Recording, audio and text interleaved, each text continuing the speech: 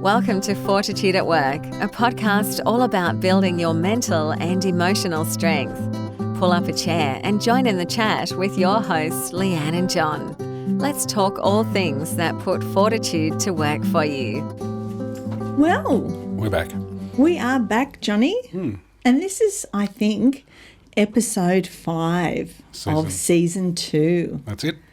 We almost need to high five, don't we? But we won't because Jerry will freak out. Yeah, if we hit the mics, it makes a big thumping sound. I know. And because you speak with Italian hands, we got to keep it down. Otherwise, we'll break some of the electrical That's equipment. right. I'm trying really hard to control myself. Yeah. I just want to touch you, John. I understand. I have that trouble regularly in public. I probably should stay off public transport. I was going to say something else, but I won't. I won't. Now tell me, how have you been? I've been well. Oh, good. Yes. You? I've been very well. Can I just share, because I know it's going to be a few weeks since the event, but I just have to share again, even though you've heard it many times, that I went to Government House for dinner. You did. You're very important. Yes. Yes. A very important person for about 3 hours. Yeah, that was a nice invitation. It was lovely for International Women's Day. Happy Women's Day to all of the lovely women out there. Go the girls. And it was wonderful. So it's been the highlight of my few weeks since we were last here. Did you ask the question why the 20 women were chosen? I did, but nobody had an actual clear answer. Okay. It was all a little bit mysterious. Okay. So we'll just keep it that way for now, I think. Fair enough. It makes me feel special. Okay, let's go with that. Okay. So what are we talking about today, Johnny? Relationships. Oh, well done. Good. Well done. Off to a good start in our relationship. Yeah. Hey, well done. Yeah. So, yes, today we're going to talk a bit about relationships, but I think we might actually talk firstly about why we need to discuss relationships. Do you agree? Yes. Absolutely. Are you going to take it? No, but I do agree. Oh, good. Excellent. Yep. And the reason that I want to talk about relationships today is because one of the key things that I've found in my research around the mental health of micro business owners is just how important family and friends are to the support of the owner of a micro business. And so really, they don't get enough recognition, do they? No. Well, I can imagine that if you're in a medium or larger company, you've got lots of office personnel that you spend a third of your life with, and you build up relationships there where you feel, talk around the water cooler and lunches and dinner parties. So you have a family of sorts at work. But in small and micro business, you're on your own. Yeah. So really the connections or the relationships you have would be your friends and family. Yeah, exactly. And I think what's been really interesting in my research is that they play quite a prominent role in helping a micro business owner to cope with the highs and lows. And as far as I can determine at the moment, is we don't recognise them for the role that they play in micro business. Well, they're not on the payroll. No. No, but they play an integral part to the success or otherwise of a business. Yeah, exactly right. So that's why I thought, well, perhaps we need to talk a bit about what makes a good, strong relationship, because if I'm going to be going into small business, micro business, or if perhaps I'm in it, I've been in it for a while, and I'm needing a bit of support, if the research tells me that I'm most likely to turn first to family and friends, for example, for a little bit of support along the way, then perhaps I need to invest a bit of time in making sure that I've got some good, solid relationships that I can turn to. Yeah. In season 1, you talked about wingman. Was it wingman? Yeah, wing person. Wing person, sorry. Women's Day, John, Women's Day. Although it was, you did talk about Tom Cruise, as you like to talk about, with him and... Thank you for bringing him up. And Goose, and his wingman.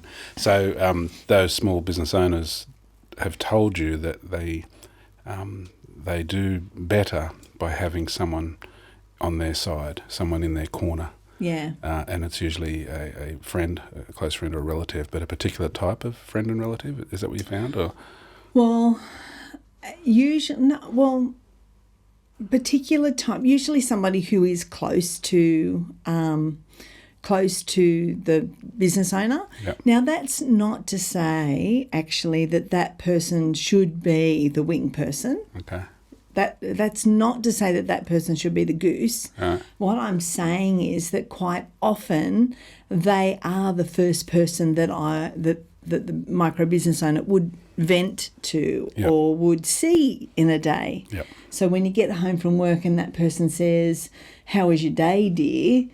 then that's the person. Now, that might be different to my goose. yeah, Wingman, I think it's like late in season 1. Yeah. That might be different to my goose, but it is the first person I see. yeah. So maybe they're two different people. Yeah, one's like a daily ear to listen, and the other one's more of a mentoring sort of Yeah. process on your Perhaps, side. Yep. yeah. Okay. So I thought what might be worth exploring a bit, and perhaps we can draw on your relationship counselling knowledge today, is to talk about what are some of the key things that make a relationship strong and provide a good foundation for when my partner comes home from work and I go, "Oh, you wouldn't believe what happened to me today in my micro business," Yep. that I've actually got a good connection with that person who wants to, who's got enough strength to be able to listen to what I have to say. Yeah. Well, as always, with relationships, the two words that always come to mind are around honesty with boundaries, and that is that you are present to the people you care about to a point, and then you care for yourself as well. So, if you're a micro business owner and your partner is your first ear at the end of each day, that person being there for you to hear what your day was about, not to fix it, just to listen to it without judgment, but then to also have a boundary in place as well to say, "I'm here for you for this, but I'm not here. I can't be here for you for 24 hours a day." We have a Pineapple. There it is. We have a safe word, Yeah. and I think I told Jerry about this. Can we just talk No. about Yeah, why sorry. we have a safe word? I Yeah. think Let's just go past that and talk about something else. That pineapple is our safe word. There's lots of safe words for different circumstances. I think Jerry's really going to have to cut this to... No, not at all. Not at all. I do. No, not at all. So the safe word is, stay with me, Leanne. Stay with me. We'll get there. We'll get there. I hope you do. We will. I don't want to have to say No, the word. I'm either going to save it or dig deeper. Okay, but let's find out. Let's find out. I think it's worth finding out. So when I tell you about my day in my micro business, and you are a wonderful partner in life, and you listen without judgment, and you don't try and fix my problems, you just let me vent about my day. There is a limit to that for you. You say, "I will be there for you," but once it starts getting into my own mental health and where there's complicated issues or issues around business, then as your boundary for your own self-care is you have a word called pineapple. We say pineapple, and we both have agreed that is the moment when I go, okay, she's been there for me, she's listened, she's been present, she's been caring, but now I need to go and find my wingman or my counsellor or my business mentor now for this other stuff. And that can be done daily, and that's wonderful, but there is a limit to it. Is that fair? Yes. Yep. So am I right in what I think you're saying is it's not just give. It's actually a two-way street. So as the micro business owner, I'm working at home. Yep. My partner's come in. Yep. I'm venting. Yep.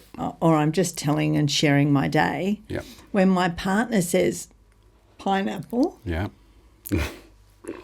Yeah, that's when you go, okay, thank you for listening, and I appreciate you being present to me. But the next step is that if this is really bothering me, I really have concerns about this, and I really need to spend a considerable amount of time processing what happened today, I can do that with someone who is available to me even on a professional level, like a therapist or a counsellor or a psychologist, or you could go and network with other small business people. Right. And you can also then go and find a business coach or a mentor. Yeah. Okay. Yeah. And is it right in saying then the reverse is true? So if I've had that opportunity to share and vent with my partner, that I then also take the opportunity to go, how was your day? Yeah, absolutely. So once again, with relationships, it's equity. It's about being equally respectful of each other, and that is that I'll be present to you to hear about your day, and you'll be present to me to hear about my day. But there will be a boundary that says I need to care for myself now, and you both have that same opportunity as well, both to vent, both to listen, but also to self-care. Okay. Yeah. Okay.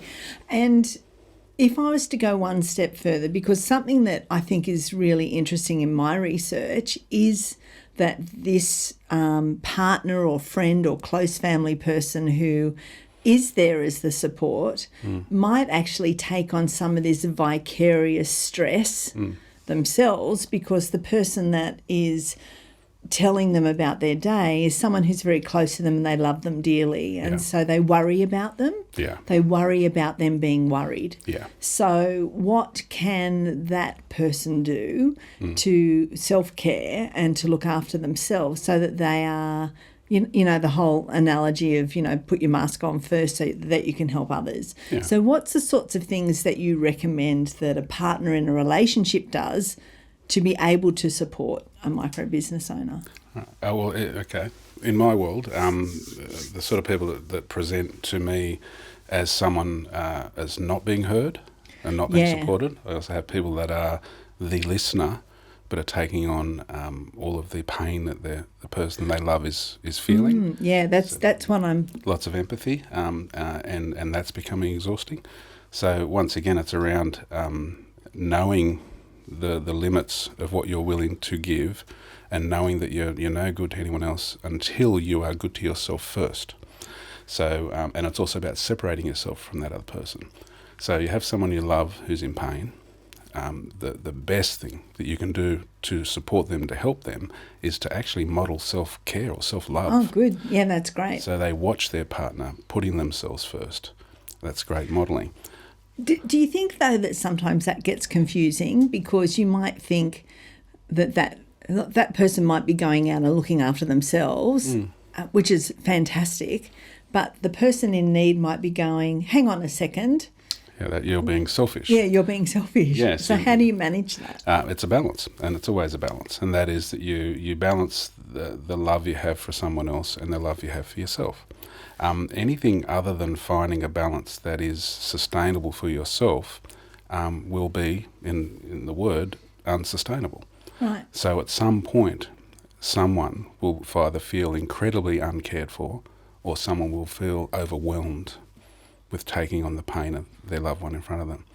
And that is the clue to find a balance that is sustainable between caring for others and caring for self. And so can I ask you, because I know you do a lot of relationship counselling, and so do you think that the challenge comes sometimes in being truly, and we've talked about this a lot in previous episodes, in being brave enough to be honest about what you need or where you're at and what you need to do, and sometimes then going as a couple to couples therapy or relationship counselling gives you a mediator to be able to safely say what you're going through is actually, it's hard for me to manage at the moment, or this is what I need to do, but I need to do it without worry that you think I'm being selfish. Yeah. And is that what a counsellor does, is allows that safe space for that conversation to happen? Yeah, it's going to a safe place for a person who's like a conduit to communicate with each other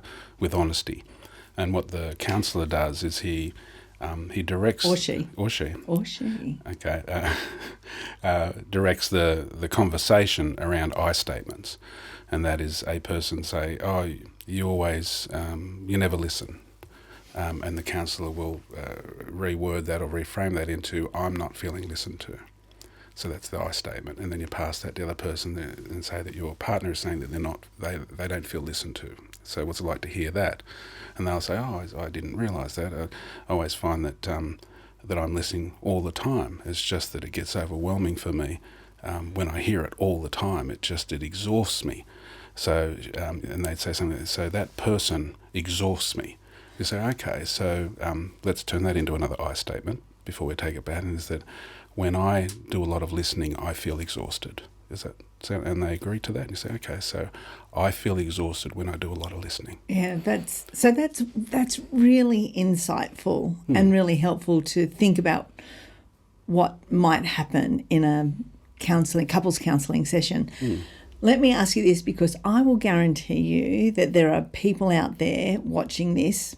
Listening. You know, the one friend that I have that's watching this. And your mum. No, Mum's not watching this. We agreed that. Yeah, she's not listening. Let me ask you this, though. Do you think that there are couples out there that don't go to counselling together when they could be going to counselling together, but they don't because they think that's the last step before separation? So if we go to counselling together, that means that really... That's the beginning of the end. It's the beginning of the end. It's all over. So therefore we don't want to go. We're in denial. Yeah. Well, if also keep in mind that relationship counselling isn't always around couples counselling.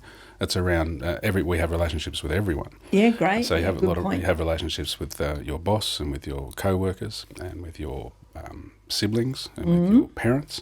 So in a relationship counselling environment, it's about two human beings that are having trouble communicating, where they're both feeling overwhelmed by the relationship, and they make a decision to go and get help to try and either make that relationship more sustainable for the two of them, or in the case of couples, that you end up that it may be the beginning of the end, which is okay, but you still do that with hope. So when two people come to a relationship counselling, the agenda is always the same, and that is that they're both hoping that there's a way to move forward here. And yes, you're right, there'll be some people that avoid it because they're scared. They're scared, yeah. They're frightened that this is the beginning of the end and they don't want it to end, or they're afraid of finally having a place to tell the truth, and to be either fearful of being attacked for it or fearful of exposing themselves, their vulnerability, which is hard to put out there. Yeah. Does that all make sense? Yeah, it does. It does. But it doesn't necessarily mean the end, though, does it? Sometimes it can be a strengthening to go forward. Yeah, absolutely. So it's about both of those two independent human beings going forward in a sustainable way in a relationship with each other. So if you are in a working space, you find a balance that works for the two of you. If you're in a marriage or a partnership, you can find a way to go forward in that relationship, or you can find a way to go forward, say, with your co-parenting, that sort of thing. But always the two individuals get an opportunity to find their individual ways to be in relationship with the person they've come with. Yeah. Yeah. So, excellent. Yeah. And so let me take it one step further and say maybe even, relationship counselling or more specific couples counselling is actually a really cool business investment in my micro business. Yeah, well, if you're looking at the overheads of your business to make your business sustainable and to grow to the level that you want it to grow to, and you're looking and you're doing your spreadsheet, and you're saying that I need this percentage on marketing and advertising, this percentage on accounting, there's a percentage on self-care, self-love, and if you're in a relationship, that's another investment in the success and sustainability of your business. Exactly. Particularly too, I think, if you're working as a sole trader or as a micro business owner and you're working at home, and so you're having your partner is the person that you find that you're turning to, then surely you want that relationship to be really strong so that they are able to stay and support you. That's it. And in a relationship counselling environment, you have the therapist, and you have one person, and then you have another person, and then you have the relationship. You have that dynamic. And with parenting, where you've got the therapist, the mother or the father or the two parents, and then the children and the relationship and that dynamic. So it'd be the same if you had a micro business. you would have the therapist, this person, and the business, and how all of those people relate to all of those dynamics, which includes the business. Yeah, because there would be nothing harder than having that business as a sole trader but not being able to talk to your partner about that because it's triggering. Yeah, well, if you imagine that you've got a person who is feeling not cared about or not loved by their partner because their partner directs all of their love to their children. Yeah. The same would be true that you have a partner that directs all of their attention to a business. That's right. And they're not feeling cared about. Yeah. So having that brought out into the open and everyone recognising. Brilliant. Brilliant. Okay, so now we're coming to the end. Mm-hmm. So I just have to say it. Okay. You ready? Oh dear. Pineapple. Thanks, everyone. Thank you. Bye. Bye. Thanks for your time today. Hope you got some great takeaways from our chats. If you'd like to know more about John and his counselling, go to johndimond.com.au. If you'd like to know a bit more about Leanne and the work she does in the mental health of small business owners, go to fortitudeatwork.com.au. Don't forget, check the show notes for any additional information about support and resources specifically for small business owners.